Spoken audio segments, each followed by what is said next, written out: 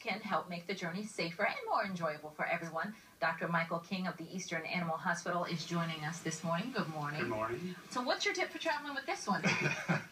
This one's a little hard to travel with. She just run alongside the car? Yeah. All right, so if you are doing a road trip and you want to take your pets with you for the Right. holidays, how do you secure them safely in a car? Do they have to be strapped in? Can they just be on the floor? What's the best thing? They should be strapped in because you don't Okay. want them wandering around the car while you're driving, because it can be a distraction for you. And if you get into an accident and they're not restrained, then they can get injured, pretty severely. So a pet carrier is ideal. If you have a big dog like this, they make a gate you can put, in the back of your car so that they can't come forward if you were in an accident. Is that good enough? Because I see pet seatbelts. The seatbelts. Yeah. I mean, do you have to go that? You can. To that extent? I think if you have a medium-sized dog, the seatbelt is probably more convenient than Okay. putting a big pet carrier in your car. All right, So, but something. Just don't let them wander all around. just for their safety and for yours. And I guess that's the same with the cat. I mean, cats, dogs. Yes. You just don't want them all over the place. Absolutely. Cats, especially, they can get under the pedals and, if Right. they're wandering around the car. So, What about if you're going to take them, if you're going to fly?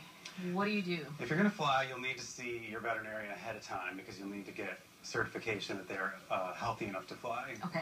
Every airline will require that. And they're going to require certain size carriers, so you have to usually call the airline ahead of time and see what they want for your pet. Does it matter, and maybe it's dependent on the personality of your pet? Should you let them go in the cargo area, or bring them on board if they're small enough? Bring them on board with you in one of those little carriers. I think it's great if you can bring them on board if the airline will let you. It's nice. The cargo area is fine. I've shipped many of my pets in cargo, and they've done really well. I didn't know if that'd be because they're away from all the people and noise, that maybe they'd be more anxious on the flight with all the noise and stuff, but maybe not. Yeah. Who knows? Yeah. All right, so let me go. I meant to ask you something else about the car. If you're traveling, and I probably can figure the answer to this since you said restrain them, what about letting them stick their heads out the windows? It's advised not to because you worry about potential eye injuries or things like that from debris flying in their face. So, not down the highway, I wouldn't think. I've heard of the dogs jumping out of the cars when they're, which I'm thinking, well, why would you want to do that? But they do. No, I've seen it happen. I've had dogs come into the clinic who've been injured, who've jumped out the car when it's moving. So. Okay, so are there any products that make traveling with pets easier?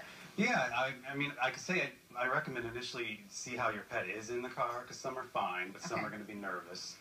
So they make like thunder shirts, which you can put on dogs that apply pressure to certain pressure points that are supposed to help calm them. So that can make traveling a little less stressful. And you can talk to your veterinarian to see if some kind of sedative is appropriate or not. All right. Well, we're going to get you to stick around.